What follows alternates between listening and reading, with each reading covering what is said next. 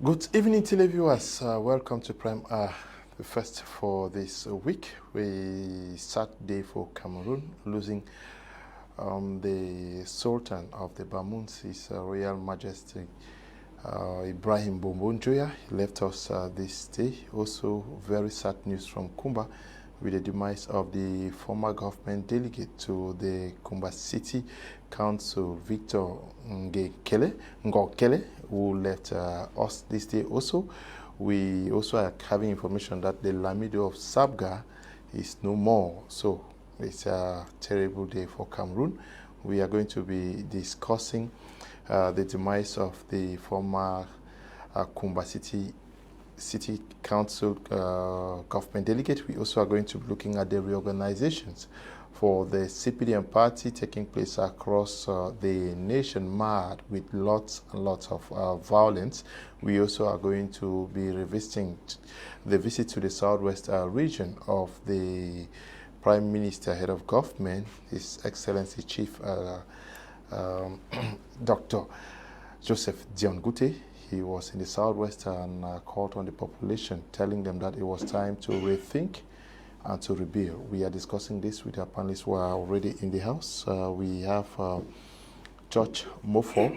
He is a social entrepreneur. Good evening and welcome. Thank you, Kum, and good evening to you, and good evening to your viewers out there. I'm happy to be here, notwithstanding the challenges that we are going through.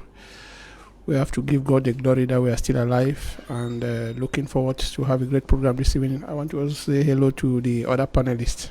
Okay. We are also in the company of Barrister Tamfu Richard. He is a barrister at law, also a militant of the Cameroon Renaissance movement. Good evening and welcome. Good evening, Mr. Leo. Good evening to my co-panelists. Good evening to all the Cameroonians who are watching. It's really true that we are beginning with a very sad note, as you just highlighted. I just want to use this medium to extend my sincere sympathy to all the family members of the bereaved, and to all Cameroonians who are one way or the other affected by the loss of this great statesman. We all know how devoted they were and all what they served for us to leave the Cameroon that we have today. So my sincere sympathy goes to them. Okay, we also are in the company of Tilarious Atia. He's a journalist, former president of Kamasesh Boya branch, former Secretary General for the Cameroon Journalist Trade Union for the Southwest region, also former Dex editor for the Sun newspaper. We are glad to have you. Yes. The pleasure is mine, Leo. Although it's a sad day for Cameroon, losing monuments in the country's politics, in the country's history, in the country's cultural history, I should say, the Sultan of the Bamoons. It's unfortunate he's exiting at this point in time when the country is passing through very trying moments, ethno-political tensions here and there, crisis and other socio-political problems that the country is facing. We expected that grey matters like the one he had, and likes of Cardinal Tumi, who have also journeyed on to eternity. We expected them to come up with some solutions to the crisis and the problems we are facing. In any case, we expect that God knows best, and we expect that things of the gods are best known and left in the hands of the gods. And that we are going to pass through this moment stronger. Also send regards to all the Cameroonians who still trust in their fatherland and are working hard every day to ensure that the country survives. We also are in the company of G. Lucas. He is very active member of the civil society. He runs a non-governmental organization or a foundation out there in Mile 16 that is seeking after abandoned children. Yes. Okay. Thank you very much. Thank you very much, Mr. Leo. It's a pleasure to be on the panel again, especially with the cream of panelists seated here. It was not an easy journey today, especially in Boya. I want to say that the people within the area of Mile 16 are indeed in a very tough situation, given that you could see some taxis plying the roads in places like Moliko, towards that way. But when it comes to areas like the Mile 16, the Mile 14, and right down to Mutengene, everywhere is somehow deserted because some persons still believe in the call that was made. And like I said the other time, it is not helping because most of these persons are not living in very good conditions.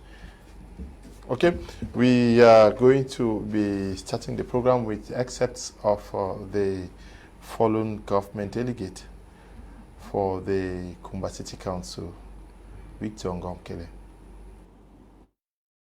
This is Ngokele Victor, government delegate to the Kumba City Council, heavily guarded by security officers at the Kumba Commercial Avenue, inspecting whether traders complied with his decision to seize shops of those who respected the imposed lockdown by separatists. Yeah, it's a decision that I just took because I think it is too much now that our local economy that depends on the market is really down.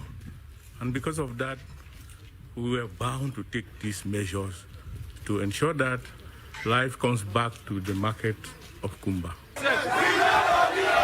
Reacting to this, the government delegate stated that some traders have already betrayed them by paying 15,000 francs CFA without the knowledge of others. Amongst you here, people are paid. So when those who are paid, they are there quiet and then pushing you people. Then you come and stand in front of me and then you say that you will not pay. How do you judge yourself? After close to 30 minutes, the dialogue between the traders and the government delegate failed, and traders moved back on the street in anger, stating that they cannot pay such an amount.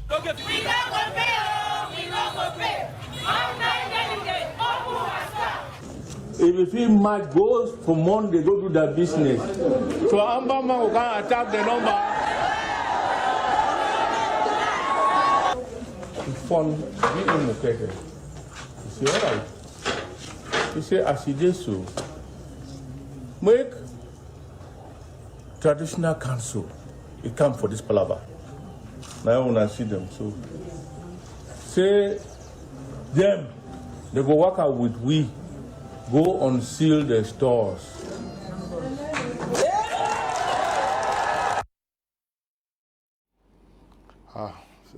Very sad moment for the inhabitants of Kumba today. Judge Mofor, did you know him personally? Not really, but again, it is like you are going to ask a primary school child if he knows Pobia. You know, political figures have this lock of visibility, especially being a member of the ruling party. And the fact that he's held what they call those positions which make them become elites by default through a decree, having served as a local leader in Kumba for the number of years that he spent there, I think it could not have been otherwise. And don't forget that even the way he left that office and came back and then did not succeed to assume the same office, we can be able to say it's a big loss, especially for his political family and his biological family and the people of Kumba. I think we can only extend our heartfelt condolences to the people who were close to him and even to his political family. Difficult one for the population of Kumba, as CPDM party in particular. Yes, difficult one for people who knew him personally, for his close relatives, and to all Cameroonians. You know, that those are the natures of life. Nobody is here to live forever. So we just have to accept God's decisions and look forward. It's a sad event, and we can only regret that some of these icons are quitting the scene when we are still living in a crisis atmosphere. We would have loved to have all of them on board so that they see the heritage that they are living. But when they are all of them are going like this, is really touching, and we only have our eyes to cry. Tilarious, one of the rare soft-spoken government delegates we had, or politicians we had out there in the Southwest region. Very soft-spoken and unassuming, I should say. I think that he's a very humble guy, because after serving as government delegate to the Kumba City Council from 2009 until the 2020 elections that ushered out government delegates and brought in city mayors, he won in elections to become city mayor, but he was only going to be there for about 8 months with so many legal battles that eventually flushed him out, and some other person was elected to be city mayor. And he still lived in Kumba. He continued to do politics in Kumba. I think before he died today, he was part of the reorganization of the CPDM basic organs. He headed the Central Committee delegation to Konyi to reorganize the basic organs of the party there. And he was himself vice president of the list that won in Kumba 1. And also he's a councillor of the Kumba 1 Council. So I think that is a huge loss for his political family. It's a huge loss for those who expected him to contribute to the development of the town. And I expect that the current team that is managing Kumba would also be at the loss, given that there were some things that they would have loved to have from him, given the so many years he's managed the town. Maybe there were some files, there's some pieces of advice that he would have offered to ensure that things go on smoothly. But in any case, like Barrister Tamfu said, we only have our eyes to cry and expect that things will work out well for the people of Kumba. Okay, Mr. Lucas Nji, I don't know whether you have something to say about that, but I wanted us to move to the reorganization. My first question to you is to understand why we get so many hostilities during this reorganization, knowing that this is happening within a particular political party, the CPDM. Yeah, Mr. Leo, I think it's the wind of change. We cannot also deny this. If you look at some of these hostilities, where I think a certain subdivisional officer's residence was set ablaze by the angry mob, those who did not actually leave the election with something to write home about, they got angry and went into that. I want to believe that it happened because the youth, mostly the youth in Cameroon and in the said party, they see things in a very different way, unlike before. You know, it was said some time ago that they are youth of bread and sardine. And so this time around they said, no, it would be great for us to participate. Sadly, they did not actually get to bring out the level with which they wanted to give their own support, because most of this came up as a result of the fact that some of the persons they would have loved to be the candidates of this reorganization of the basic organs of the CPDM party were still selected from Yaoundé, in as much as some persons will say these are persons from within you, but they know that these ones who are more popular. And again, I think it will be a good signal to the CPDM party to know that within the party, the young persons are already agitating, and I think it's a good call. And if they don't consider it a serious one at that, I want to say that it risks the party in the subsequent election, because this would have meant that these youths, as we speak, they will be thinking of why not crisscrossing the carpet. You know, when in the political scene, once your voice is not heard and you are not, they don't give you the opportunity in a home, you would want to feel like whosoever gives you this opportunity and listen to you, this person will take your vote at the end of the day. But I want to believe that the youth of the said party, they too should put themselves together, because we also realize that they went against even the basic laws of the land, because in as much as they were acting within their party, the setting ablaze of the house of the subdivisional officer of the said division is against, it's not actually condoned in law, and the vandalization of some of the ballot boxes and the rest, these are all things which the law will bring them to order. So I want to believe that if the party gets to bring these persons and try them before our competent court, then this will help to save the face of the party. But if they fail to do that, then I want to think that it will discourage a good number of youths within the party. Yeah, but what would explain this? Is it the fact that the youths really are wanting to flush the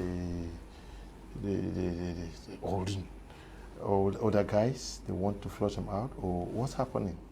Can we see a generational clash here? Good, you took it out from me.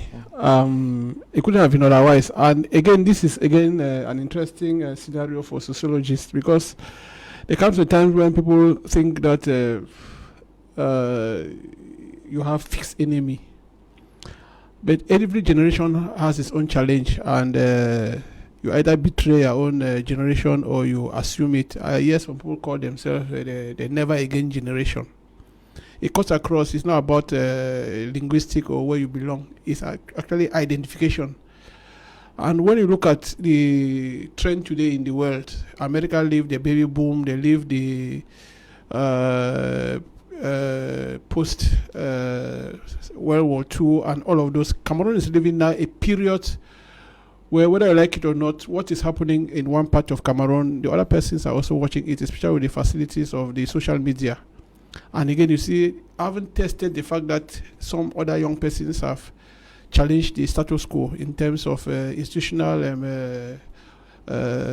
structures, and they are going through that for almost a number of years in this country. Other young people are not, they are not indifferent, and it's also affecting them. So they are saying that, so it means that this invisibility that we're thinking that because you were old, you are all powerful, all wise, and all of that, you can also be challenged, and you stand your grounds and all of that. Now, unfortunately, if you look at even the level of condemnation that is coming, you will discover that even the persons who are within the same house where these the disturbances are coming from, they are embarrassed. If you listen to at least if you take their outings at the media platform, you will discover that they are just like they were condemning earlier some other groups which were supposed to be spoiled children. This time they were also embarrassed and said, no, this time it has gone beyond what they were expecting, and the law should actually take its place. But Kum, it's embarrassing also even to the executive, because you will discover the same persons now who are also challenging the status quo. These are the people who have been playing the what you might call the Merona, or the people who were playing the spies and all of that, and they thought that they were the privileged ones. And so the people now, even who were thinking that they were their protege or something like that, they are embarrassed. But if we go back to the laws of this country, the laws that actually sentence some other people called the anti-terrorist law and all of that, you will discover that this is the moment where the judiciary by itself is put to test. And I don't know what is going to happen. It has been tolerated up till some point. This thing began in Bangante, when the same that was when they were trying to elect the municipal executive. Remember, there was a lot of tension, and then that same Bangante has come up again this time again in another different format, back to where it is considered also the stronghold of the party in power, where one Politburo member, that is the Minister of State in charge of higher education, has described as the granite base of the head of state. I can imagine the embarrassment that those people are having now at the level of Yaoundé. But we hope this is where now a state of law should be able to be seen, not just declared on paper. Because if we know some people have been tried in military court because of street protests, and some are even languishing in jail because they were arrested from their homes, this is the moment now we have to also see that is the law really blind, as it is said by the propounders of the law, or it is going to be seen to be interpreted differently. Okay, we move over to Kumba to see what is happening there. Tamfu Sidwan is telling us that there is a problem with the elections that are set to have taken place this day before yesterday, and we are getting information that another election has been built for tomorrow in Kumba. Tamfu, can we get to understand what's happening? Good afternoon, good people, and welcome to Kumba Meme Division.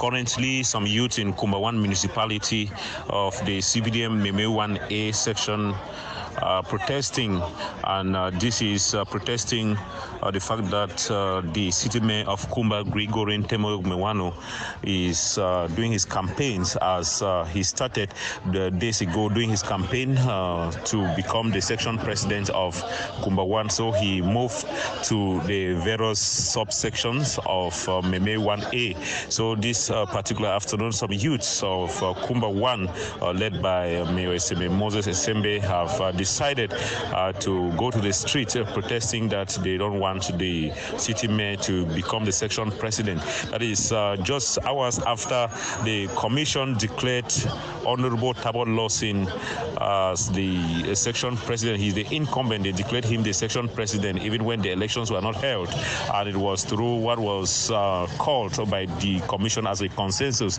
after rejecting the list and candidature of Gregory Ntemoyok Mewano and that of Prince Ekale Mukete yesterday. So that is exactly what is happening here, ladies and gentlemen. We will be giving you updates as far as this is concerned. But remember that these youths are protesting and are stating that they don't want the candidacy of Gregory Ntemoyok Mewano. That is what is happening this particular afternoon. Let's also take a listen to the city mayor for the Kumba City Council, Mr. Gregory Mewano. Let us also listen to him. He should tell us he has been campaigning, planning for elections that are supposed to take place tomorrow. Everybody in the respective 8 subsections that we have in the section Meme 1A must come out tomorrow to make sure that they go and cast their vote for the candidate they want to be the leader of this section in Meme 1A. That is the message we have carried all around, all through our campaign.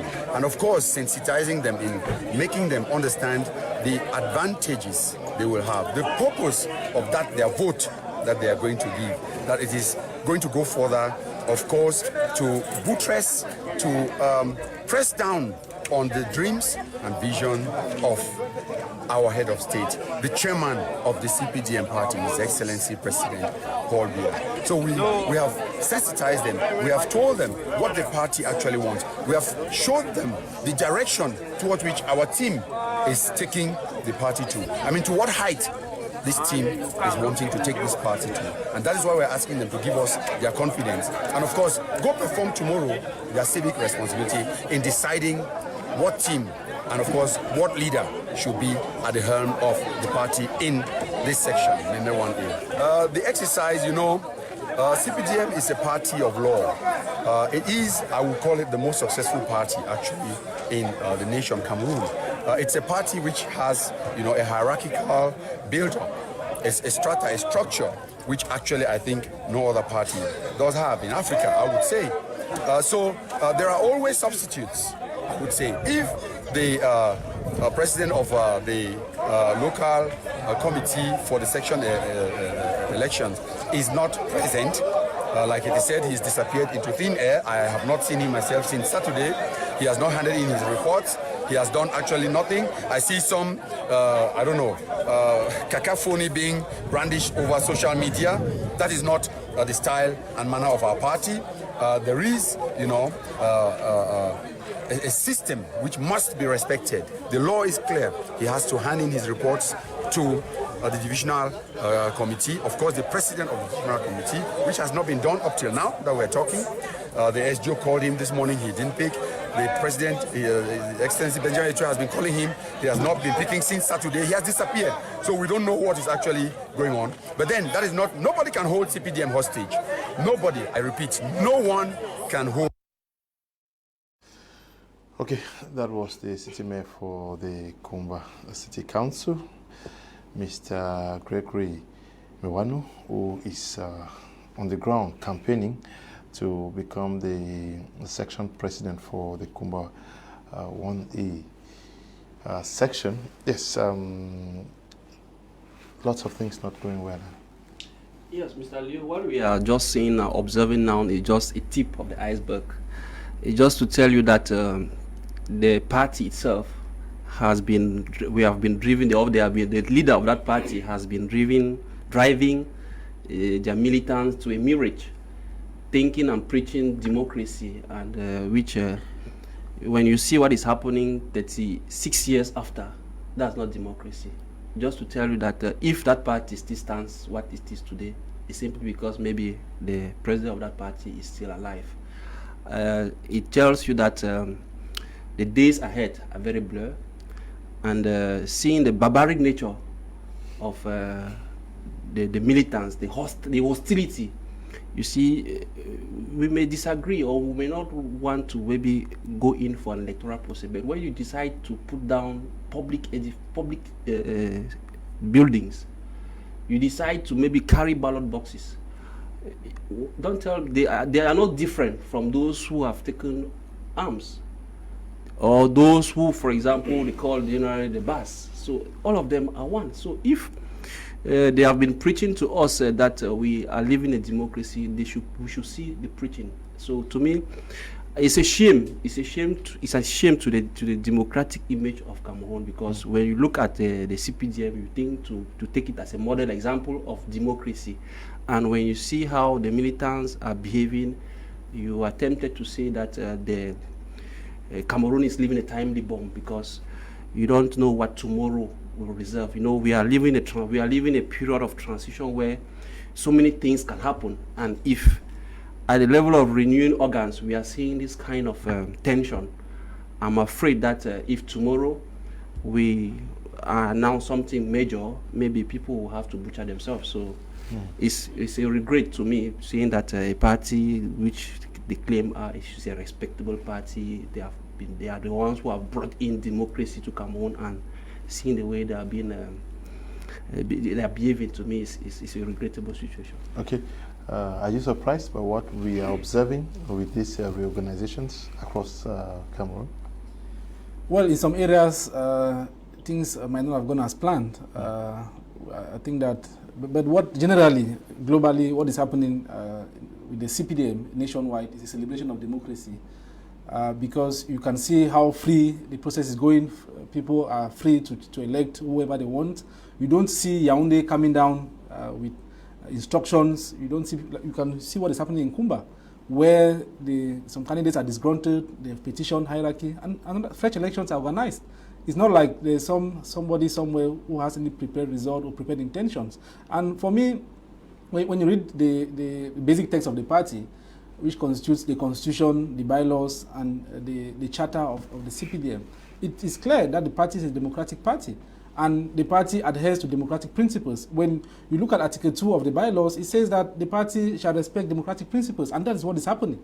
Where in 2011, at the Third Ordinary Congress, the party opted to depart from using an electoral college of selected people to elect people into the basic organs of the party, and opened the floodgates to every militant of the party who is up to date with their dues, who is registered, and who is of good moral conduct, to vote and be voted for. And that is what is happening on the field. But then those who have been carrying out acts of vandalism, and here people, they attacked the Jews residents, I'm sure they misconstrued. The administrative authorities, the Jews, the SDOs, and governors, they have the responsibility to maintain law and order. And if, like the case in Bangante, where the governor of the West region went to Bangante to ensure that law and order was being maintained.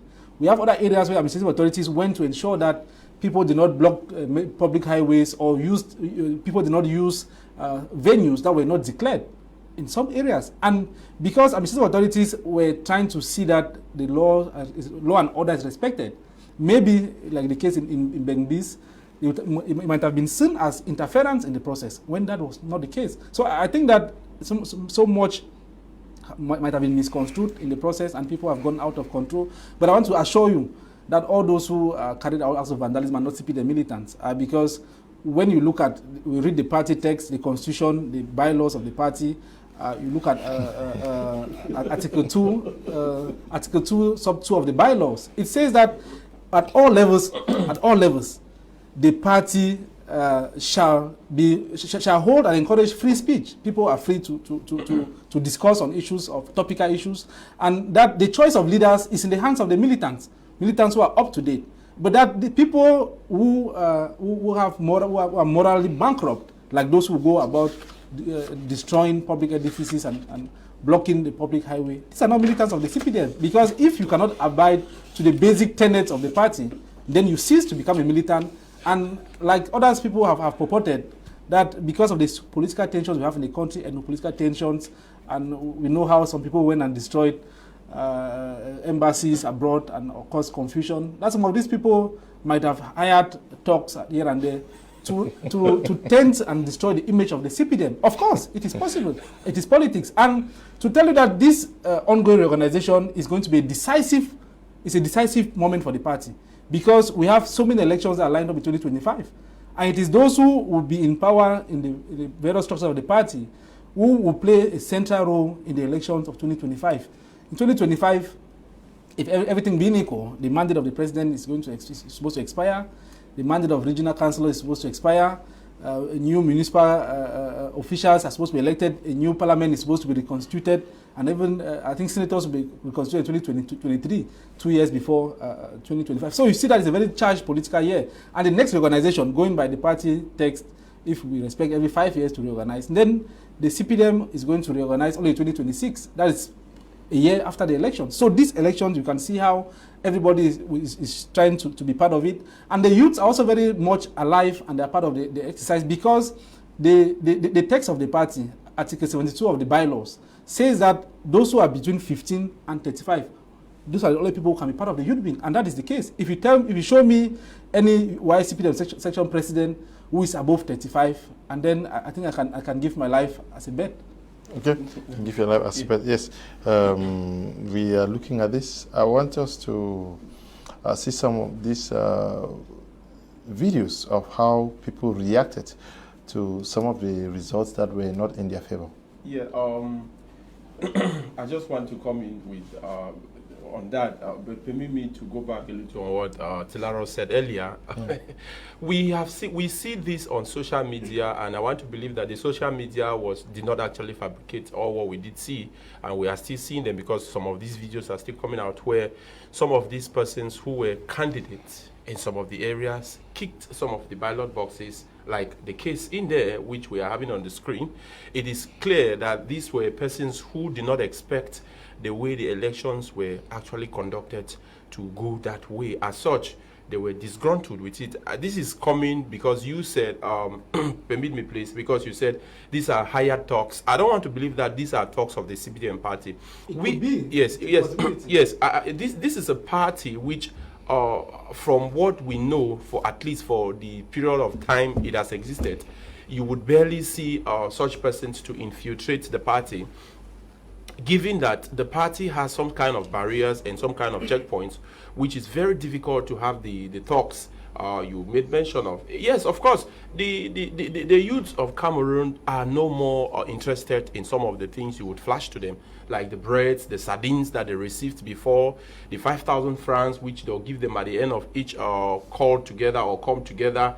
What they want now is real change. Who is not seeing the bad roads? Who is not seeing the bad administrative setup within the nation? Who is not feeling this? Even the youths of the said party are feeling this. And so what they want, like you talked about, the party is a democratic party where the people can freely choose, and you made mention of people of age. I want you to know that in some areas, if we were to conduct, if we were to bring what my man that I love so much, or late Cardinal Tumi said, please, where he talks of truth and love, you would bear with me that there are persons in the party elected in some of these sections who are above 35. But this is the point. It is high time for the CPDM party to know that the youth of Cameroon are not indifferent from the youth of the opposition party.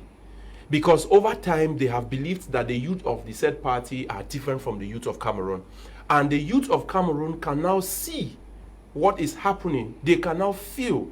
And like I said earlier, if we do not see how these youth will be tried on the law of terrorism, on these actions, then I want you to know that the party and the or the elections which are still ongoing, it has come to usher in lawlessness within this country. Because what the others would draw from this, Mr. Leo, will be that, okay, if these youth of this said party, they could give them that right to do this, it means the party does not maintain law.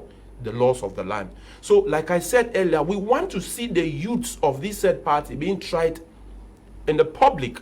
We want to see when there are court sessions, we want to have the media, we want to have the permission to have the media to inform Cameroonians, so that the people would want to, those who want to bring in things which are not permitted because our law does not permit it, the constitution will not give room for that, they will then know that yes, a particular persons are not actually favored.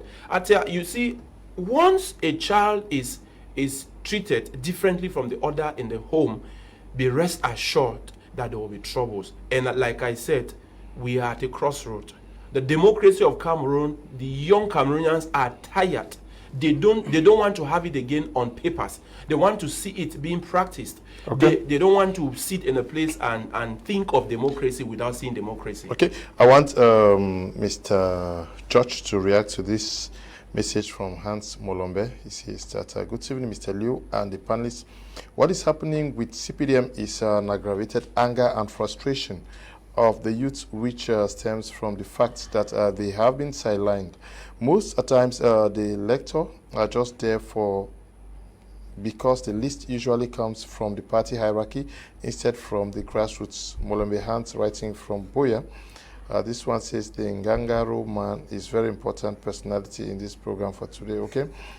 Good evening, Mr. Atia. I have this question for you. Since the CNU was changed to CPDM in 1985, has there been any change at the helm of the national chairman? If yes, who is the person? And if no, then what democracy are you talking about? Hans Molombe from Boya. Yes, Judge, can we also say it's pent up anger? But let us have a look at some of these violent scenes out there. You see, no, let's first take.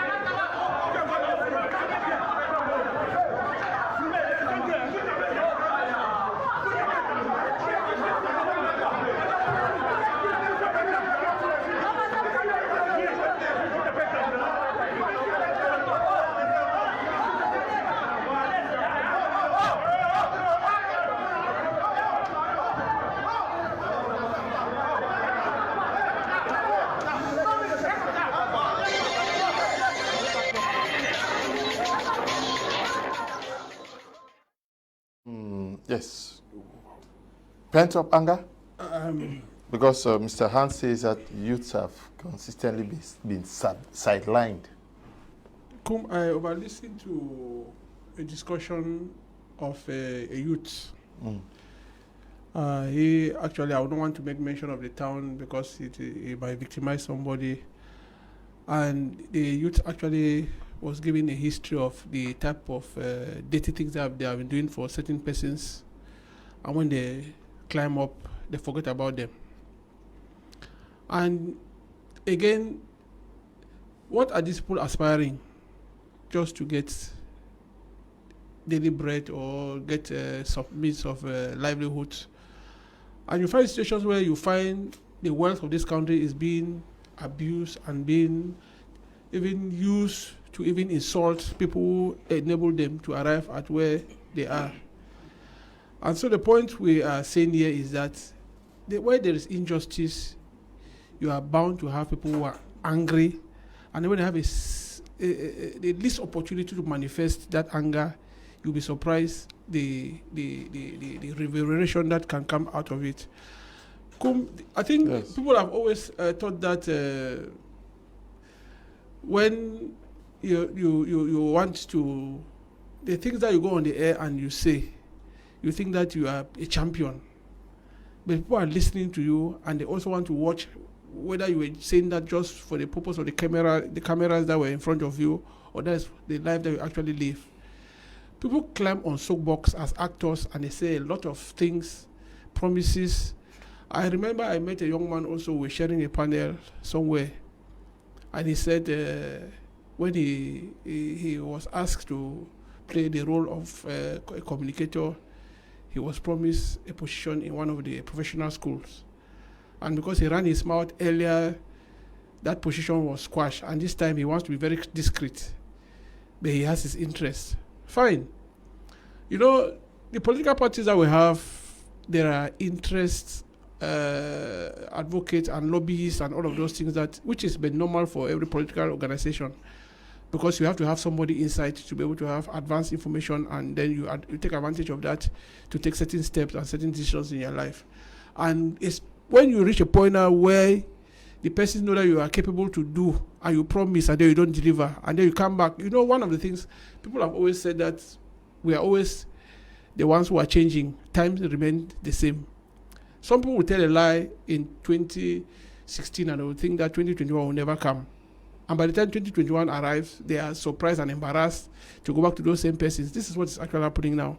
You see, most of these persons now who are actually doing what they are doing was because of a former lie that was told to them, and the promises were not kept. And this time they have seen what is happening elsewhere, and they say, no way, because let us take the destiny into our hands. Remember, there is an expiry date for some people's age to go into certain professional schools. And when you have an opportunity that you know that you are already arriving 31, 32, and then there's no future for you to move ahead, there's no way you will not do everything to ensure that that expiry age does not catch you and you become permanently looking for a job where you would have gotten what they call government matricule number. Okay. Good evening, Mr. Kum and the panelists. Appreciation for your good job to update Cameroonians. Ecclesiastes 3 verse 1 says, there is time for everything, or better still, anything in this life has an expiring date. All indication shows that the party is already expired. Thanks. Wally is writing from Limbe. I'm not sure Atia will buy that. Is the party expired, Attila? Well, when you give me the floor, I think I'll explain. Good evening. Greetings to everyone. Magi writing from Yaoundé, we should be very careful. I think that the spirit of the boys in the bushes is confusing the CPDM. Thank you. Okay. Wow, Magi. Good evening, Mr. Liu. Fraud and corruption is deeply engraved in the DNA of the CPDM party, and they are about to implode. I think we should also be clear about the status of panelists on the program. You can't have my bro Atia Tilarious. They present himself as a journalist, whereas he's turning black into white to defend the CPDM in a very okay manner. It's writing from Moliko. Now, yes. Well, you asked me a couple of questions for clarifications. I want to say that this is like the second experiment of elections CPDM is carrying out. Because before 2011, before the Congress agreed that the election of members of the basic organs should be open to all militants, they will have a restricted electoral college, like the election of regional councillors. There's a small college that is known. So when you go to polling stations, when they're electing regional councillors, for example, you know who is supposed to be there and who is not supposed to be there. The names that have been published, you can easily identify. But in the case where you have 10,000 militants coming to vote, it is difficult to identify who is a militant and who is not. So in the process of sorting out, there's bound to be the confusion. And as I said, this is only the second experiment of having every militant who is registered and up to date with their dues voting. Years. And it's the provision says that you should vote with your voter's card, your party card. The last experiment was in 2015, and this is the next reorganization that has followed after 2015. And you are supposed to come with your voter's card, your party card to vote. But it also says that if you, by some happenstance, you don't have your voter's card, if there are two militants with their cards who can identify you as a militant of their cell or the branch or subsection, then you can vote. So it is possible to have that kind of confusion like you've seen. And when I say that some of these people are not CPDM militants, it is I say it because of the bylaws of the party. The bylaws, Article 2, Sub 2, says that at all levels of the party, they shall hold and encourage free discussion, the discussion of issues, and the free choice of leaders on the basis of competence, militancy, efficiency, abnegation, sound morality, patriotism, and loyalty towards the party and state institutions. So if somebody goes to destroy the GO's residence, for example, then the person is violating the basic tenets of the party, and if you don't agree to what the CPDM is saying, and then you are not a militant, because the rule of membership says that you have to adhere to all the text of the party, and the CPDM goes to say that you have to respect minority rights, that if the majority has agreed that this should be the course of action, then the minority in the party has to toe the line. And that is what is happening. Actually, I'm talking too much English there because people are confused. How does someone lose his membership? No, I am saying that those who have misbehaved in the course of this process are not militants of the party. I'm saying that they are not more. No, but I think they may not be militants of the party. These are people who have been drafted in. You've explained, please, you've explained how persons who could vote even without their voter's card or party card, if two or more persons can identify them. Let's find out what happened in Limbe. Through Kuma Honore. Andrew Munjimba, Eposi Lumanjanjo William, and Ekema Roland are the newly elected presidents of the three wings of the CPDM party in Fako 1A.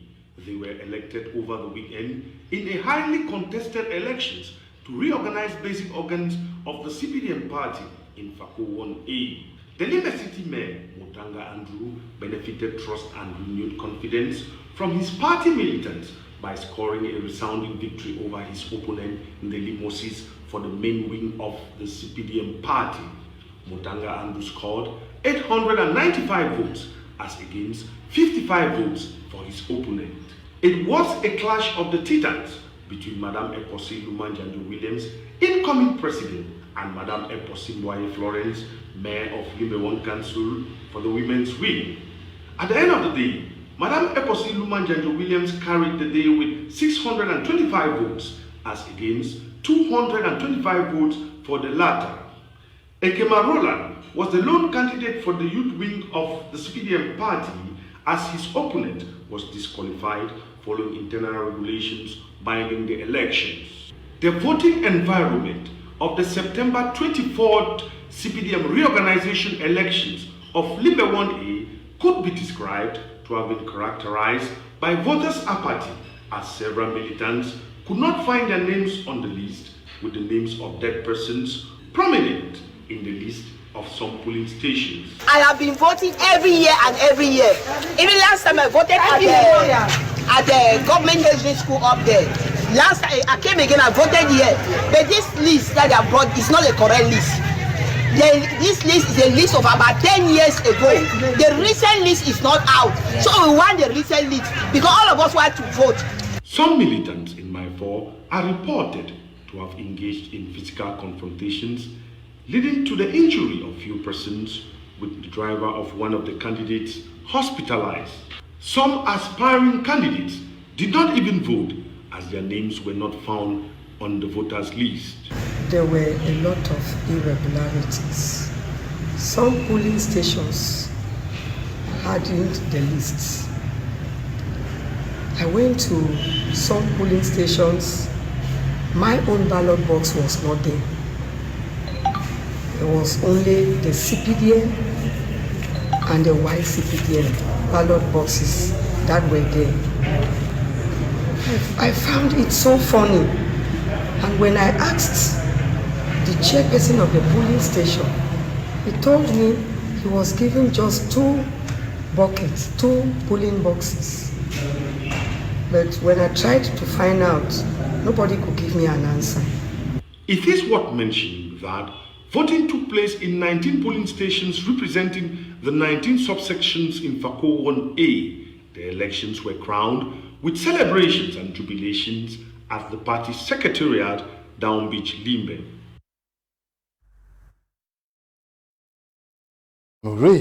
Reporting there from Limbe, Chieftain of Fako Division. Barrister Tamfu, the turnout for a town like Limbe, not more than 1,200 persons voted for. He talked of 19 subsections now. Yes, I was also wondering because when you hear the percentage that we used to hear when the elections, CPDM elections are organized, and when you try to compare with what we have now, I think to me it's a failure. The turnout is very minimal, and it's just to tell you that the party itself is not feeling well, and all of us are seeing it because we see how the agitations are ongoing, and this simply tells you that the party is sick. Something is not working well for it, and people are no more having interest to that party, and all this is simply caused by the mirage of democracy, whereby youths have not been given the opportunity to maybe occupy some of those posts within the party. So I think some of them already are losing interest, and especially those frustrated youths are becoming now more conscious politically, and that is why you see a majority of them are now joining the opposition, because we have to accept it. It's a fact. If you see, if the opposition parties were actually given the possibility to demonstrate, as the CPDM people are doing, because when you see a majority of those buildings, which they call party headquarters, those are public buildings. And the way the party behaves itself, it behaves itself as a party state party, using at times state resources to run the party. So I'm not flattered by the enthusiasm that I'm seeing. It simply shows that the party itself is suffering, and it's not surprise to me, because we know that for 36 years that the party has been created, I don't see the benefit that a youth can say he has benefited. Good evening, Mr. Liu. This election has come to show how corrupt the CPDM is, because they are not faithful in any of their things.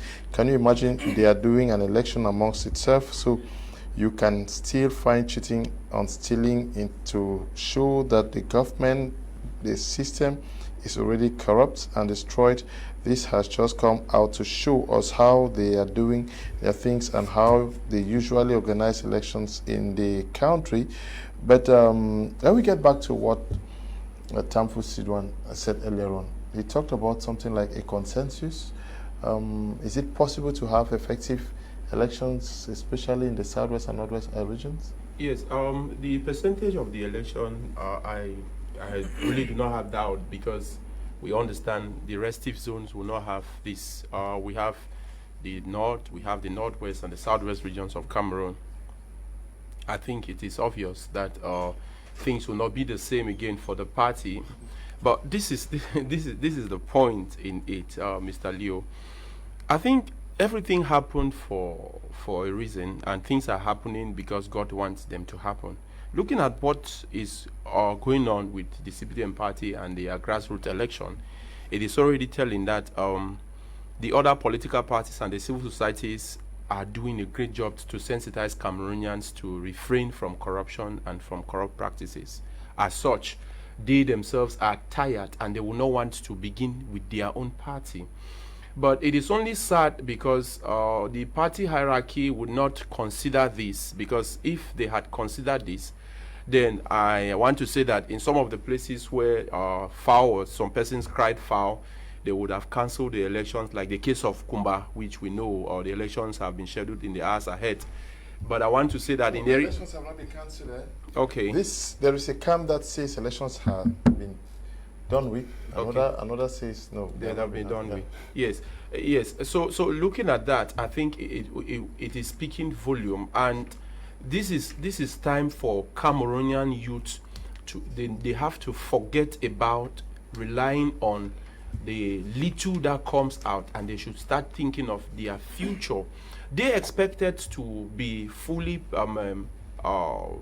full participant within their own political party, but it is only sad that they have been tricked from their own party.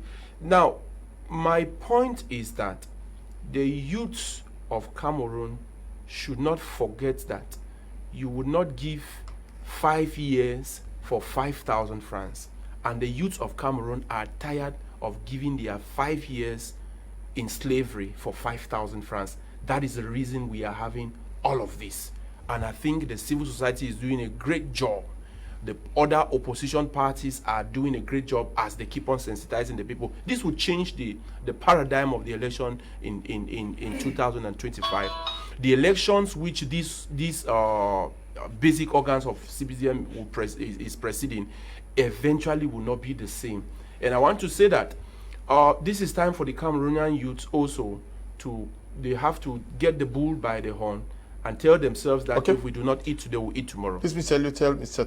Atia to stop supporting his party for no just cause, because all of us know how these barons in the party play the ballot box for their interest, and the worst funny thing is that all the barons are of each, and they don't give space for the new generation of the party. This other one says that this is the downfall of the CPDM. Now we know who they are. We're going to take a short break. When we come back, Ati, you certainly have some stuff to say here.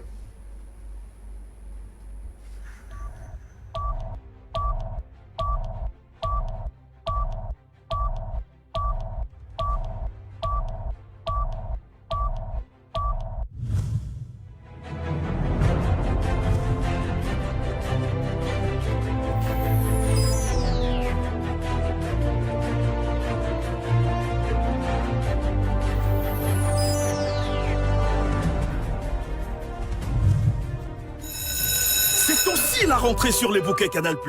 Le décodeur HD Canal+ est à 5 000 francs en ce moment au lieu de 10 000 et l'installation est gratuite. Avec plus de 200 chaînes, c'est l'heure d'apprendre et de se cultiver tous les jours. De retrouver la Ligue des Champions, les grands championnats de foot européens, les compétitions africaines, de se divertir avec les meilleurs films et séries. N'oubliez pas, le décodeur HD Canal+ est à 5 000 francs et l'installation est gratuite. Tarifs et conditions dans tous les points de vente Canal+, dans la limite des stocks disponibles.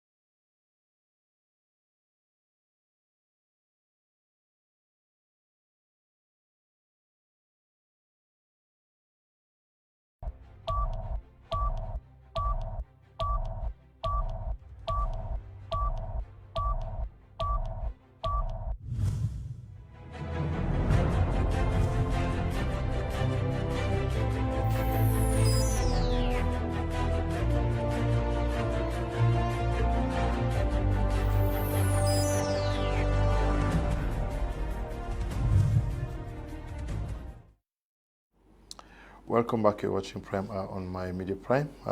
Tilarious, before we took that break, you had some corrections to make? Yes, just to clarify that the CPDM party is the only political party in Cameroon with the most number of youths in its administrative structures. Because the CPDM is structured, it starts from the basic organ of the party is the cell. That has between 20 to 50 members. And the cell, from the cell to the branch, from the branch to the subsection, and then to the section. And every of these organs have executive members. Of the three wings, the main wing, the women's wing, and the youth wing. For the cell, you have 14 members of the ESCO of the youth wing in the cell. The same, you have 14 members in the branch of the youth wing. You have 16 members in the ESCO of the youth wing of the subsection, and the 16 in the section. And in the women's wing, youths, I'm talking about people who are between 15 and 35, youths of the party, they have a wing. And in the women's wing, you have 14 ESCO members in the cell, 14 in the branches, 16 in the subsection, and 16 in the section. And among these women, you have people who are youths, who are between 15 and 35. In the main wing, you also have the sociological composition that includes youths. So at the end of the day, you see that out of the ESCO, in the three wings of all the organs from the cells to the branches, there are more youths than the adults you are talking about. So the impression is that because you see a section president who may be 40 years old and or thereabout, people say they are not youth. We have so many youths that have even become section president of the party. Go to Muyuka, Honorable Findi Stanley, who is a youth who left the youth wing because he had passed 35 and has been elected as a section president, managing the entire affairs of the Fakotu section of the party. So it tells you that there are many youths in the CPDM. And the issue of numbers, when you count just from the ESCOs of the just basic organs, from the cells to the branches to the subsection, you see that the party has a strong following. If out of the 19 subsections we have in Limbe, if you have the 16 ESCOs for Y, 16 for C, and 16 for W, you have 912 members of the party already, just from the subsection ESCOs. So it tells you that the party has life in, you can imagine the number of people who are in Limbe who belong to the CPDM, and there is no compulsion. People are not forced to come out and vote because you're a minister of the CPDM. Nobody obliges you to come out and vote during reorganization. So when you say that there's voter apathy and all of those things happen in even popular elections, whether elections in the country or in the party. Now, and this is proof of the intra-party democracy that exists in the CPDM. Tilarious, good evening, Mr. Leo. Please, I want to find out from you if this CPDM reorganization will hold in areas like Ikona, Muyuka, Ikiliwindi, Kwakwa, Mbonge area, Mamfe, Widi, Kumbati, Boguzang, Bali, Bafut. I want Mr. Tilarious to answer me this question because these areas the CPDM claim to have won 100% in 2018 in the last presidential elections. Teko Benz is writing from Mutengene. Atia has taken note of that. Is Atia Tilarious Azoni a CPDM militant now? He's too young, brilliant to be into that club. Okay, Suremi is writing. Atia will answer you in a jiffy. Yes, Tilarious. Good evening, Mr. Kum and the great guys in the studio. I want to thank Atia for making us laugh this day. Njikaka is writing from Bafusa. Okay. Good evening, Mr. Leo. I am Solomon Tulu Mbole from Boya. As a member of the ruling party for more than 10 years, I want to make it categorically clear that the youths have been manipulated by elites from the CPDM party. An elite who is from the CPDM will only favor youths who make them popular. I have listened to Atia. He speaks, okay. We have lived and experienced the CPDM party and cannot be moved by what people say, okay? Tilarious, yeah.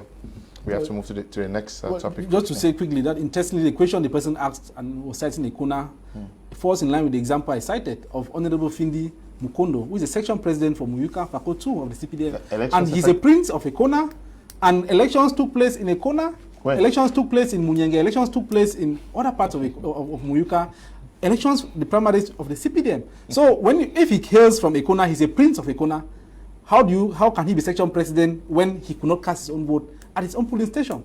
And those who are complaining that their names were not on voters list, the CPDM also has registration. They renew voter registers through the cells. The cells and the branches, they update the voter database. And if you go to the polling station where you are supposed to vote and you cannot vote, then you should get to your cell president or your branch president for them to identify you formally and you can be able to vote. So there were dispositions. It is not enough to go and start crying on cameras when there were procedures you were supposed to follow and vote, and you leave it and you go to cameras nobody will vote on cameras. Elections don't take place in media organs or media platforms. No, these are internal party elections. Suremi asked a question. Yes. Whether you're a CPDM now.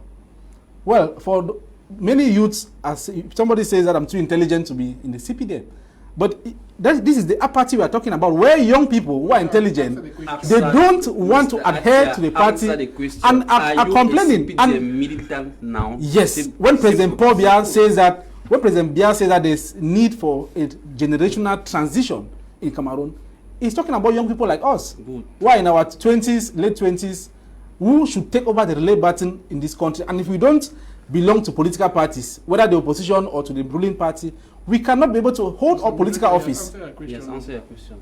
Okay.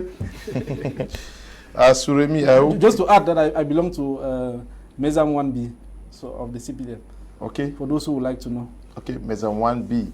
I see why you were in Bamenda recently. Okay, we are going on to our next. Tila, why are you laughing? Were you not in Bamenda recently? You just came back now. Yes, sure. And Bamenda, well, life is gradually returning to Bamenda, and we pray that all the youths and the living forces of Bamenda should work hard to see how peace can return and development can follow. Okay, we're going to be moving over to a second topic, which is actually rephrasing the words of Prime Minister, His Excellency Chief Joseph Tiongute, who was in the Southwest region recently. He made a call to the population that it was time to rethink and rebuild. Judge Mr. Mofor, what do you make of that call?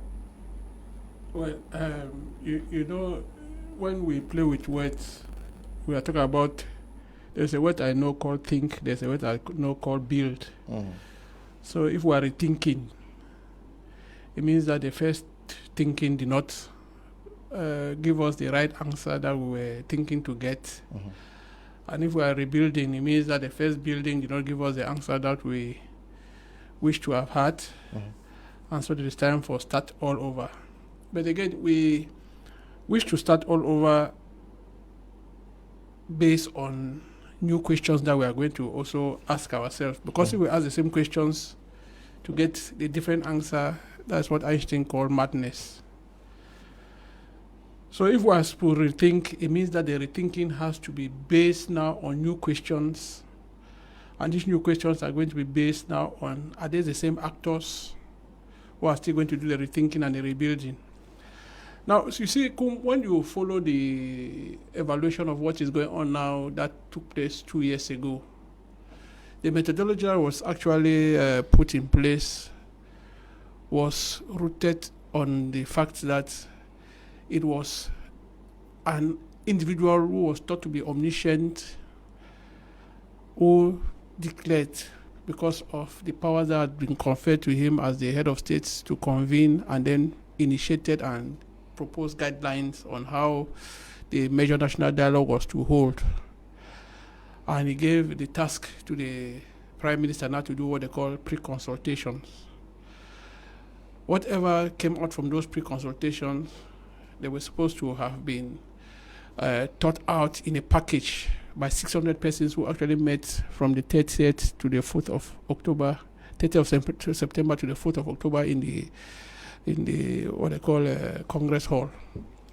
Today, the results that we are having on the field, it tells us that those 600 persons, we might give them all the profile, all the goodies and the variety of shade of opinions.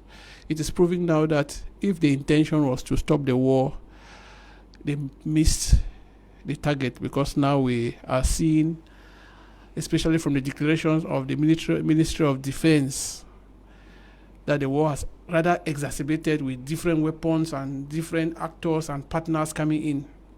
So it means that strategy then. So I can agree with the Prime Minister that it is time to rethink.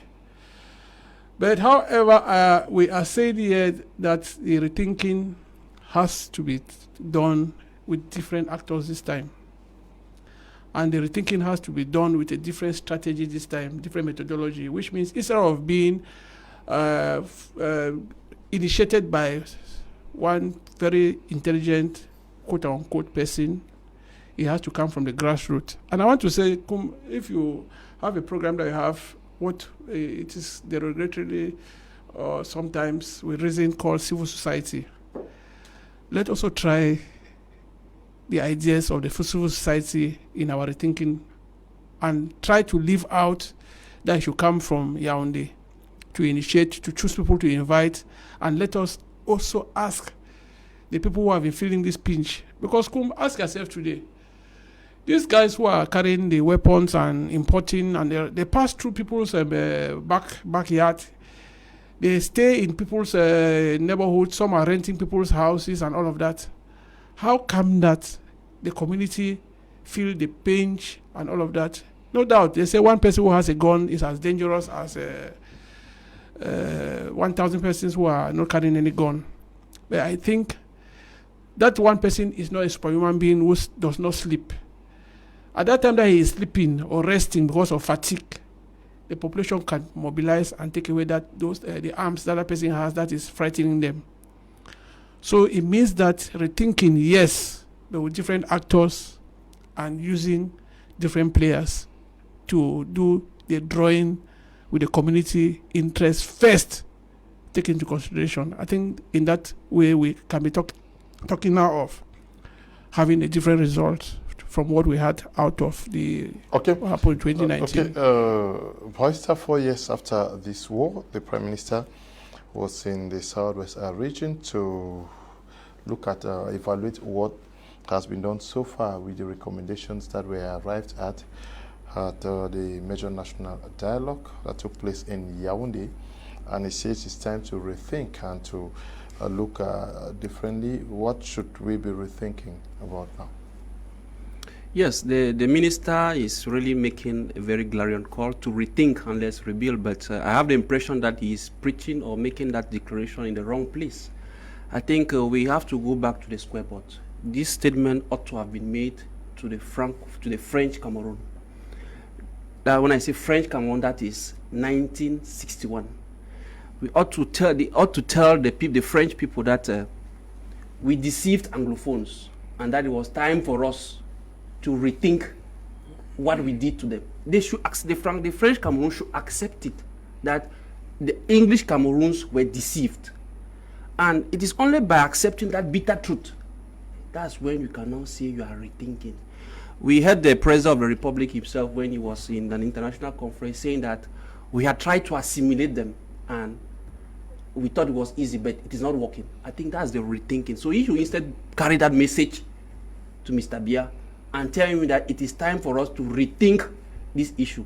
Because if he is just carrying the message, he as Prime Minister is carrying the message and going to Boya to say, let's evaluate reconstruction. And one of his ministers, who is the Minister of Defense, is going on the other part and instead preaching war, trying to develop other strategies. I think there's some sort of a deceit somewhere. We are not being sincere with the message we are carrying. I think, yes, I want to agree with the Prime Minister that enough is enough. We have already lost so many. We have already shed so many blood, so many deaths already. The suffering is too much. It's time for us to sit back and look to ourselves and ask the question, where have we gone wrong? What did we do what did we do that we did not do? And this rethink, I think, should instead be addressed to the proper quarters, not that it is carried to the south. So if we are sincere and if we want to answer that question in all sincerity, I think that it's time for the French Cameroon to acknowledge that, yes, Anglophones were duped, and that it is not late to accept that, because when you look at the Federal Constitution, there is one article in that Constitution, Article 47, which says that the form of the state was never supposed to be revised. Who revised it? I want to believe is the French Cameroon. So, if after all this, you see, the fight that is ongoing today is a fight that was supposed to be fought maybe in the 1990s, but because of circumstances, those who were at the leadership at that time maybe did not carry out what we are having today. But another generation has come and have decided that they will fight it to the last man standing. And we failed from the very first beginning when the revendication started.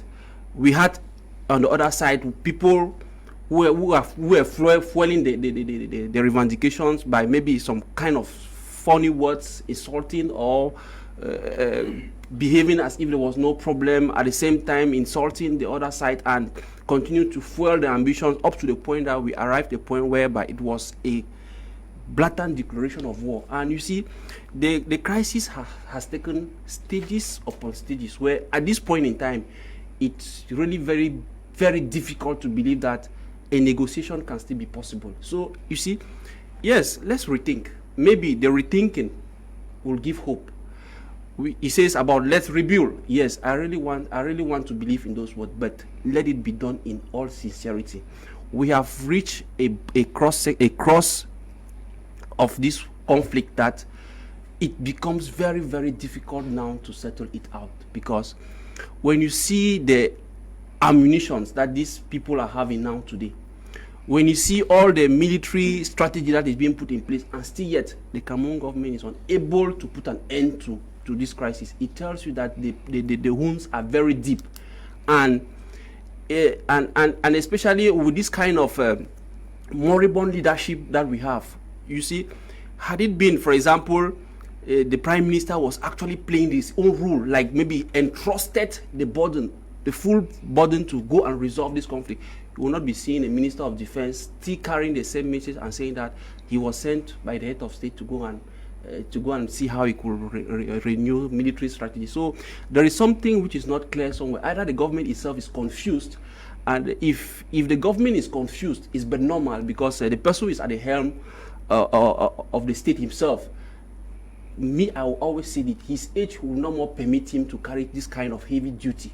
He's already tired and needs somebody who think beyond what is happening today, because I would have loved to see the Prime Minister having full control of the situation, seeing a young person with that vision. And I don't think that him going to the Southwest and trying to preach peace by seeing how they could see the involvement of the reconciliation that they did. On the other side, maybe his boss, who is the president, sends his ministers to go and re-strategize. So things are not working out well, and I think that the slogan that he's preaching, that let's rebuild and let's rethink, will still continue to fall on deaf ear, and that's the impression I have. So I don't see that sincere. If he's actually being sincere with that, let him preach it to the President of the Republic, that we have deceived these people for all this while, and that it was time for us to acknowledge that, and it's never too late, and it's only from there that we'll be able to move on to a right path. Okay, Atia, Tilarious, is this, looking at what this the war has been protracted now for so long now, and some people are looking forward to it getting to the 5th year, and who knows, possibly a 6th year. Isn't it actually time to rethink and see how to put a definite stop to what's happening? It is time to rethink.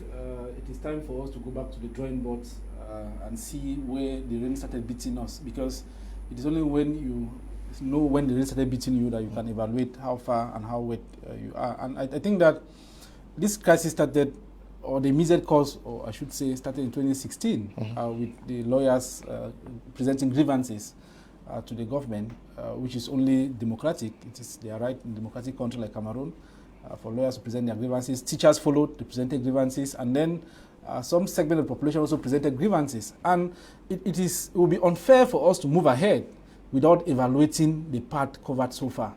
In as much as we see the bloodshed and all the bad things, the violence that is ongoing, we should also look at where we have come from. When the teachers presented grievances, there were some key demands that they made for government to take out teachers of Francophone extraction who could not express themselves in English but were being called upon to teach English children. Government took measures to transfer these teachers to where they will serve the state better. The same happened for lecturers in state universities. Government took measures to transfer them. The teachers complained that there was not enough support being given to confessional and private education, and government gave 2 billion subvention to private and confessional schools. That is to add to a budget of 2.3 billion that had been earmarked by government to give to these schools. So it tells you that within that period, government gave 4.3 billion to private and confessional schools. Teachers said there was a non-respect of the laws of April 1998 to lay down education in Cameroon, and especially when it came to harmonization of in the University of Bamenda, University of Boya, to harmonize educational system. Government has been able to respect the specificities of these universities and given them more autonomy. The teachers also complained about the frequent change of textbooks in the subsystem, and government went on to implement the one-book policy. These are some of the measures that government has taken. And when Anglophones complained, the teachers, Anglophone teachers complained that there were fewer teachers of science and technology, of English expression in Anglophone schools. Most of them, they spoke French. Government recruited 1,000 bilingual teachers of science and technology background to teach in Anglophone schools. So I think that there have been concessions by government at some level. Every government cannot solve all the problems. But then, based on the grievances that teachers presented, they were solved. And lawyers also presented grievances. The issue of translation of the OHADA law, they were translated. Lawyers complained that they were brutalized by police officers. We saw videos in Munya and other areas, and their wigs were seized under instructions from administrative authorities and police officers and others. Some of these police officers have been tried before competent courts and they're in detention. Others have paid fines. The wigs that were seized and gowns of lawyers have been restituted to them. The government has apologized for the incident that happened. And so we cannot keep on behaving as if nothing has changed since 2016 and that government is only on the wrong side. Government should only be the one to beg and make amends, and the other people of the other side are not shifting grounds. I expect that the lawyers who called for the lawyer strike, the teachers who called for the teacher strike, should come back and evaluate that the 10 points or 20 points you sent to government, how far, 5 years on, they should come back, and the same way they were communicating to the population, telling the population that, oh, this is happening, we have been held in the governor's office in Bamenda, and all of those things. They should come back and communicate and explain to the people that we asked for government to do this. This is what government has done. We asked for this to happen, this is what has happened. And those who also called the first ghost town, after all the troubles they can see people are going through, and now with lockdowns and everything, they should be able to come back to the people and say that this thing was not supposed to be a long-term measure. We think that it should be called off. Those who called for school boycott, they should come up and also call it off based on the measures that government has taken to meet some of the grievances. And the next one is about development. People of the Northwest and Southwest regions, they think that development is not enough in these regions, like every other place in the country. But then, how do you reconstruct when there is no peace? How effectively can you reconstruct when there is no peace in some of these areas? So I think that all Anglophones, the teachers, the lawyers should come back and reflect and come back and tell the population what has gone right and what is left to be done. It's only through this that we can have peace. Okay. Through peace, we are talking about rethinking. Okay. We are also talking of rebuilding, yes, reconstructing. Yes. At this juncture of the crisis and what has happened so far in the Northwest and Southwest region, where do we start from the reconstruction? Let me look at the aspect of rethink, and we'll go to the reconstruction, rebuilding, and the rest. What we are witnessing today is not what Mr. Tilarious said a while ago. Okay. The teachers and lawyers, we have gone past that stage. And even with the aspect of the teachers and lawyers, I would still tell you that what we have on the field is not what the teachers and lawyers did ask for. But come to think of it, did the teachers and lawyers of the Northwest and Southwest needed to come on the street before the government could follow what was in the law? That's a food for thought. It needed not to get to that point. If you have a home and there is a child who receives attention more than the other, be rest assured that you are going to bring that home down, and sadly it will fall on you, and you'll be the first person to bear the brunt of it. What we are witnessing today did not just start today. The Bernard Fallons, they will tell us, if you went back to 1966, from the day the Constitution of the Federal Republic of Cameroon was tampered with, where one-party system was instituted into this republic, the union between the Republic of Cameroon and the former British Southern Cameroons, who decided to merge as a friend or as a brother by 1961, began having cracks. Sadly, nobody took this into consideration. But because they have always wanted to balkanize the country, they did not even have it in mind. All what they thought they were doing was to forcefully bring a people together. Sadly, in Lyon, Mo Ibrahim had to ask the president certain questions wherein he himself confessed.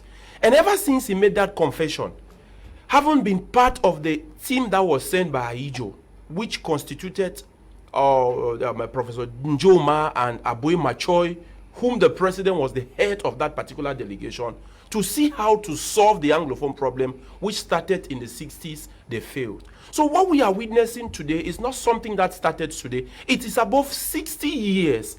This is what has been there for over 50 years or more. And today we are not handling it the way it should be handled. Some people think it is the issue of the lawyers and the teachers.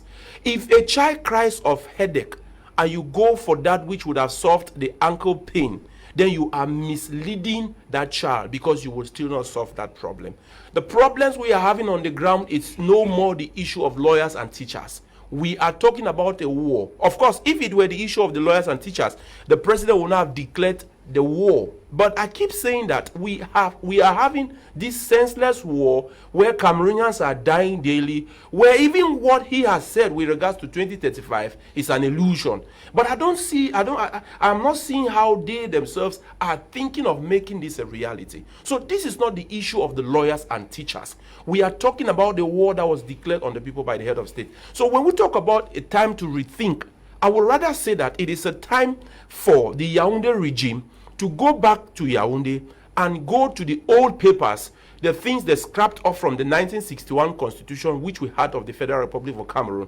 They have to go back to it and bring more flesh to it, because they did it, first of all, at a time that most of the Anglophones were relatively blind. And interestingly today, with the advent of social media and communication tools, which is very common now with us, Cameroonians and Anglophone Cameroonians are more educated. But they keep on looking at the people as though they are the same people of the 1961 plebiscite. So, Mr. Leo, I think the right persons to go back and rethink should be the Yaoundé regime, not the people of the Northwest and Southwest, because they have already had a thought over this. And we all know that at this juncture, the strategies being put in place by the government is solving and shall not solve this problem. Yeah, who is the Yaoundé regime? Yes, now when we talk about the Yaoundé regime, of course, we all know that decisions with regards to what happens in every other place in the Republic, it will come from the presidency. And that is where we think the solution to this crisis lies. So if we go back to Yaoundé and tell Yaoundé, and there is this thing, Mr. Leo, because of denial of truth and manipulation of data on the ground, the consultation that was done, we saw how some people came out from Kumba and said, this is not what we told the commission that came to ask of when they were doing their consultations. But they did not take it into consideration. They gave a blindfolded eye to it. And today we are where we are. So I think in order for us to come out of this quagmire, all we need to do is to say the truth. And the truth is that the Yaoundé regime has the solution to the crisis on the ground. Okay. Yaoundé regime, we talk of your, okay, yeah. Kum, let me take a very, very difficult exercise now that I'm taking the responsibility for what I'm going to say. We've said what the government has not done, but let us also look at what, personally, the responsibility now of the people who are bearing the brunt. There's a ministry in this country called Ministry of Decentralization and Local Development. We have been hammering on decentralization, that Yaoundé should do this, and Yaoundé should do that. There is also a law that was promulgated 24th December that on regional and local councils. 2019. That also came out as one of the resolutions of the Major National Dialogue as a proposal. Now, if the government on our side, especially with the Ministry of Decentralization, with their old habits that if they find it very difficult to roll out because of the bureaucratic nature of governance, let us look at the partner of local development. Are we happy with how our local elected persons who have benefited from this crisis and have been given the mandate as local leaders to mobilize their own persons, their own people, and also exploit the good elements? Because come to think about it, you see, we have spent so much time victimizing ourselves and saying that we have been marginalized, taking all what belongs to us. But when we also does not take cognizance of the fact that that law on local and regional councils also have elements which are also good, and we only harp on the fact that political decisions are not yet made. I'm saying so because I listened to, or I read some persons were talking about when will Yaoundé hand over powers to the governors and so on and so forth. Until I didn't read that thing very well. They are talking about, that article is talking about devolves services. That is already enshrined in the law.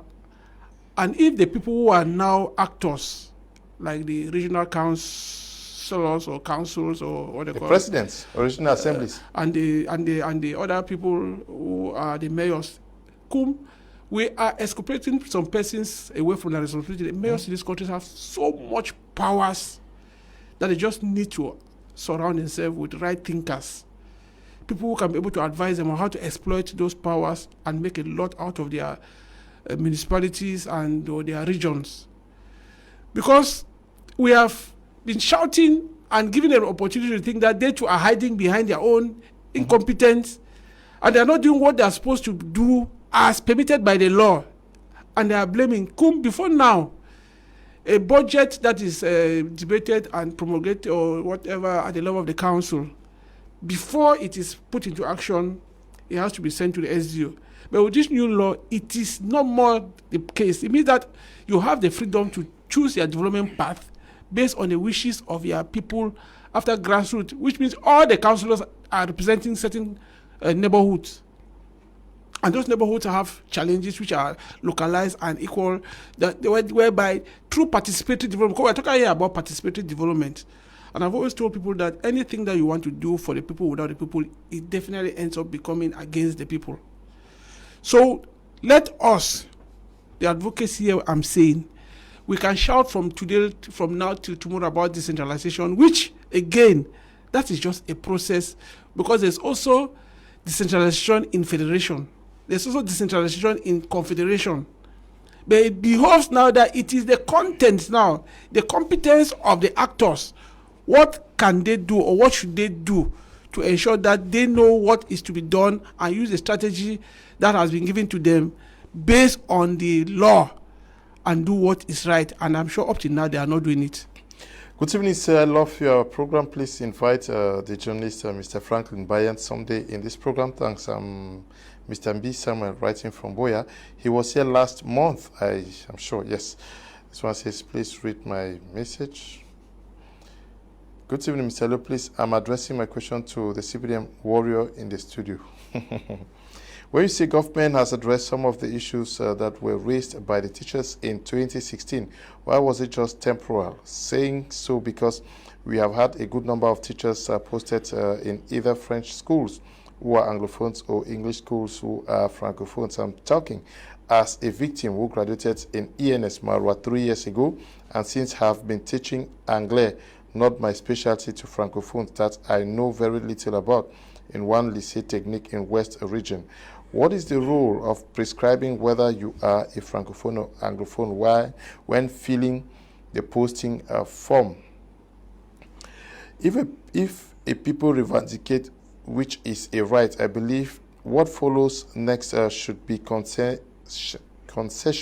to see into what should be done to curb the situation at stake. But on the contrary, what happened after the teachers and lawyers' revendication was absolutely different. What followed after was mass arrest, detentions without fair trial, and bloodshed. Now, Mr. Leo, is that how a people who came to join you in a gentleman's agreement are supposed to be treated? Solomon, okay, is writing from Boya. Let me take these messages from the fans. Okay, good evening, Mr. Leo. Great topics, just watching and noting. Daisy is writing from Kumba. Let the government learn how to pet its population. Okay, this other one said, good evening, Mr. Leo. This government is in a serious confusion. How can you send the PM to the Southwest Peace Talk and the same time you send the Minister of Defense for war in the Northwest. Does that make sense? Who are they really fooling? Okay. Mr. Liu, I will go with the PM for us to rethink and rebuild in the following domains from 1961, when most federal agencies were either destroyed or abolished, and that should be done on a round table. Hans, okay? Ngwa writing from Bomenda says the kangaroo man is missing in the panel. Good evening, Mr. Liu. Okay. Yes. Now we have to rethink, but should we also not look at where we are going beyond the red lines? I see to say that almost everything that has been done by the Anglophones all been perfect. Are there not some errors, some excesses somewhere also that needs reflection? Yes, when you want to look, you should look at all both sides. It's not a secret that maybe some people who were when it all started, who were, for example, in favor of maybe unionism, moved to federation, and those who were for federation have now maybe moved to separation. So it's not a secret, and we should be looking at it from both sides. So I think we should also, and it is high time that we also question ourselves that for these years, for these 5 years ongoing that we have been suffering, we should also ask ourselves whether we are not also a part to it. What can we do to make things also come to? I think that's the question that we should be asking ourselves, and this will permit me to also call the people who are in the diaspora, because a majority of what we are suffering today is as a result of maybe the vision that they sold to the people, that maybe they were expecting something from this crisis, and which today is not happening. When we know that they are living in Europe, their children are going to school, and there are people on the ground who are really feeling the pain. So I think it's high time that all of us question ourselves and we see whether the present state is benefiting us. I, for one, I'll say we are not benefiting anything, because we'll fight for even hundreds of years, but we'll one day come to the table and sit. So I'll continue to preach to people also who are on the extreme ends. That's people who are fighting, that they should also try to rethink and see if actually this military option or this fighting strategy is all the best. So it's only when we put those questions to ourselves and also try to feel the pain that the population, because when you look at the last incident that happened around Kumbo, where maybe 15 uniformed men were killed, imagine the army now coming in retaliation. You see that the people who suffer the consequences will be the civilian population who will be around. So I think it's high time that both parties rethink. We should think and see whether there is a possible way of maybe using other avenues to come back to a consensus. Fighting a war has never solved any problem. We have seen that with big nations, whereby they will fight and still come back to the negotiation table. So to me, I'll continue to be those persons who will continue to preach to these extremists, people who are having extreme position, to be somehow flexible, and let's give peace a chance. 5 years running already is too much. The population has suffered a lot, and even those who are fighting, I don't think that they are happy holding those guns. No, just that the circumstances have warranted them to take those guns, and that it's already high time that we see how to bring us. But I still say we will not expect it to come from them, because they have been pushed to the wall, and that's the only resort. Now the government, who is having the upper hand, majority hand, should be the one to really make things work. If the government was faithful in trying to seeing how it could put an end, I think we could have better solution or a better approach from that. Because when you see today, when you see people who already are holding rockets, those sophisticated guns, how you, a civilian, how do you stand to go and tell them to put down those things or to give you back those things? So I think it's high time that even on the government side, who are also on the extreme position or the military strategic position, they should also rethink. And it's only when both parties join interests that's where we can have maybe a middle point and see what can be done. So we should put the blames on both sides. Nobody will, if we are to arrange things, all of us have to do it. People should not be selected, and it's however regrettable that, because even to some of them who are in the diaspora, when you try to preach this kind of message to them, you attempt a black leg. Yes, well, CPDS, but normal, you even support what is unsupportable. So when you try to tell them that it is high time we come to forget about we silence the gun and give peace a chance, you attempt a black leg. So, but we'll continue our own effort, because we'll not fight forever. We'll fight for a time, and there will be a time we'll have to sit. So we should just make sure that that time should come faster than expected. Okay. Yes, Tilarious, Atia, but the government also, don't you think the government should also rethink? There are many things to. Yes. Or are you saying that you want everybody to think that the government has not made errors? No, not at all. I already said here that government made errors, and government admitted to some of these errors and tried to make amends. We remember that some lawyers were beaten up by police officers in Boya. Their robes were seized and taken to the administrative authorities' office, and some of these police officers who were involved in this malpractice or this uncivilized behavior were arrested, tried before competent courts, and are in detention. The robes that were seized, Barrister Tamfu is here, have been restituted, have been given back to the lawyers and their gowns. And government has apologized for these errors. Government also apologized for suppressing the common law department at Enam. And it is now functional. Many Anglophones have been trained there. Registrars, court registrars, and even magistrates of common law extraction have been trained, and some of them are in the field already working. We've had also the common law bench at the Supreme Court, where to entertain appeals that come from the common law system of justice. These are things that government admitted that indeed we erred, that when the Ohada law was not made available in English, government admitted that no, we erred, and it is now in English.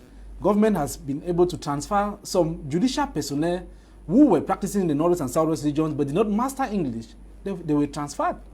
So we cannot be saying that government was perfect, but then their government has made amends. They have shifted position. And like Barrister Tamfu is saying, there's need for the other side to shift positions. And I want to remember that he made a post on Facebook recently where that post would have made things to get worse. When you say that the security meeting that held in Bamenda had just Francophones in attendance discussing how to solve problems in North and Southwest regions, that is not true. Because we have senior Anglophones who are senior members of the military. The director of General Elokobi and others were in that meeting. Ekongwese. Who are one out of how many? Who are Anglophones? The SGOs, the SGO of Gwakutunja is an Anglophone. And there are 3 of the 7 SGOs in the Northwest region are Anglophones, and they were in that meeting. So when you try to get just a portion of our information and pass to the public to radicalize them, I think it's a very negative thing for us who are starting to build the country. And Lucas was talking about Yaoundé regime all along. Anglophones are trying to give the impression that those who are in power in Yaoundé are only Francophones, which is not true. The President of the Republic exists and shares his power with the Prime Minister. His power with the Prime Minister. The impression when you say the Yaoundé regime, yes, I'm saying that the impression Anglophones are giving is that Yaoundé, those in Yaoundé are all Francophones, which is not true. I think you should rather say some, because power of decree in this country is shared between the head of state and the Prime Minister. All of us know how the GCBO was created, who signed the decree and all of those things. So it tells you that every minister, the Prime Minister and every other member of government, Anglophones who are in government, should take their responsibilities. They should be able to assume responsibility. When you see Mr. Tamnjong going to the field, people say, oh, he's this and that, but he's assuming responsibilities. The Minister of Secondary Education, who is an Anglophone, is assuming her responsibilities, and things are moving. Every other Anglophone, whether as a mayor or regional councillor or regional president, should assume their responsibilities. And we all agree that Anglophones, in terms of numbers, are in the minority in Cameroon. And the constitution of the country protects minority rights. And the law that Mofor cited of 24th December 2019 to lay down the regional and local authorities makes provision of a special status for Anglophones. cognizant of their culture, their background, their heritage and everything, to protect the northwest and southwest regions. Like we already said, President Biya had admitted in France that there were attempts to do this, that failed, and there's need to make amends. So it tells you that government at some level has come out clean to say that we are sorry this has happened, and they are making amends. We cannot close our eyes to all of these amends that are being made and want to always say, oh, people are being killed, oh, federalism. You talked about somebody complaining that they had headache and they were being treated for ankle pain. No, I'm coming. Yes. You said somebody had headache and complained and they were treated for ankle pain. This person who had headache complained and they were given aspirin to treat headache, and they were saying that no, add antibiotics to it.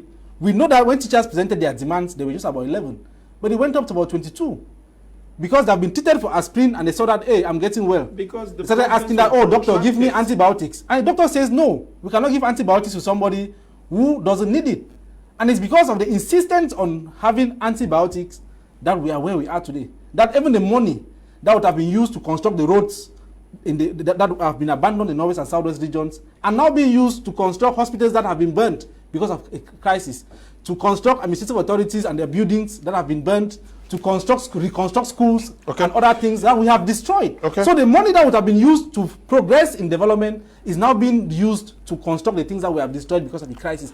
I think we should have a rethink. Everybody should go back to the drawing board. Is this what we bargained for? And the fact that children are not going to school, please, we should have a rethink. Because somebody cannot be in the diaspora and their child is going to school, and we even see them provocatively celebrating the graduation of their children and celebrating swimming pools and all of those things when there are people in this country who have not gone to school for the last 5 years. Please, they should come back and rethink and call off the school boycott, call off the ghost towns for people to live normal lives, and let's see how we can solve the problems as brothers and sisters. Yes, this is it, Mr. Leo. I am not saying that the Yaoundé regime is made up of francophones. Of course, ministers in this country, Tilarious, will not think and act. They will have to think and consult before taking actions. You know that, and that is what happens. And it is difficult for such a person to completely carry on a particular project. Now, we need to know that Anglophones, when you see them complaining today, these are protracted things which a deaf ear was given to it. Now, take for example, we know how the Limbe Deep Sea project started. I just want us to get things right. And it was later on abandoned and Kribi came up. And ever since the Limbe seaport was mentioned again, the years have gone by and nothing is happening. These are the things that are radicalizing people. I'm coming. No. You cannot say these are things that are radicalizing people. When the project was hashed, and then the Mbalam iron ore project was also hashed. Government saw that it was more profitable to construct the seaport to Kribi to transport the iron ore. Let me make the point. But because the project has failed, you did not get the point. You did not get the point. Yes, let me make the point. Now, we are looking at how to pacify these people so that we can go back to an atmosphere that will warrant reconstruction, which we are all craving for, that will warrant development, which we are all craving for. And whatsoever you have got to do that will pacify these people, I think it will be great for us to put them on the ground. Now, once you have projects, Mr. Liu, such as the Limbe Deep Seaport, ongoing, it will tell the common person, that guy who is thinking of picking up arms to go to the bush, he too will sit and say, no, I could have an opportunity in this place. We should not forget that most of those who bought the ideology of those who brainwashed them from the Western world resulted from the lack of no jobs. Was it brainwashing? Yes, Mr. Leo, it was some kind of a brainwashing, because you would bear with me that the way they came out, we saw the videos on social media. We all saw how they were thinking, and we saw how they were being manipulated until after a certain period, they themselves decided to get their future by themselves. But the major point here is that because of the marginalization, because of the underdevelopment, because of certain projects which the government would make mention of it, I will not carry them on. I am not saying that the government is doing nothing. All what I am saying is that we are looking for ways to get back to normalcy. And some of the things that will pacify some of these people, please, we all know that we now have different school of thought. We have unitarists, we have the separatists, we have the federalists, and we are all aware that we are talking about Cameroon. Like I keep saying, if there is a country I have, it's Cameroon. And nobody should feel that you are more of a Cameroonian than I am. And so because we want to build, we need to get the right things and put them in the right place. So these are things which, if we start doing them, I think it is going to pacify some people, and it could, why not, serve as a better springboard, because Measures have been taken and they are not solving the problem. And I want to say that the military solution is not the best. And those who picked up arms against their own state, they should also know that they have already failed. But we cannot hold on to things which are wrong because we want to praise or to give praises to a particular people. We are looking at ways to come out of this quagmire. We don't need it. Okay. We don't want this war. It is not Cameroonian. This is not a Cameroonian thing. Yes, sir. Just 1 second to react that a bird in hand is worth more than 1,000 in the bush. So Anglophones already had some jobs. The CDC was the second employer of labor after the state. Where is the CDC today? PAMO was employing labor. CDC, Ndu T Estate, T Estate, I'm reading on the media, that they are folding up operations. About 3,000 people are out of jobs. So when you are saying that the Limbe Deep Sea Port should be constructed for jobs, for people to have jobs, they should first of all secure the jobs they had already with CDC, PAMOL, Ndawara, Ndu, and other T Estates before asking for Limbe Deep Sea Port. So we cannot destroy CDC and jobs are destroyed we are out of and you're time. asking for more jobs. Please. Mr. George, we have to end here. Yes, but I think you don't forget also we started 10 minutes late. No. However, I don't control your time. But let me just say this. My producer already wrote to me that I'm out of time. No, let me just say this. I think also as a final note from my own side, we have looked at it from the balanced perspective. I think there are elements in the recommendations from the Major National Dialogue that if the government also, no doubt, Pobia said he will be doing that based on the means that's available.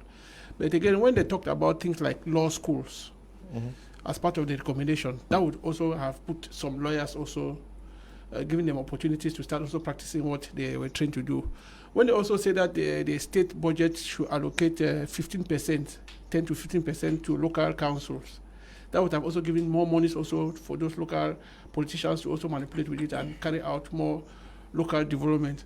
And we are talking about one other thing that we keep on saying that is a source of the weapons that people have. What is the problem with giving these people double nationality?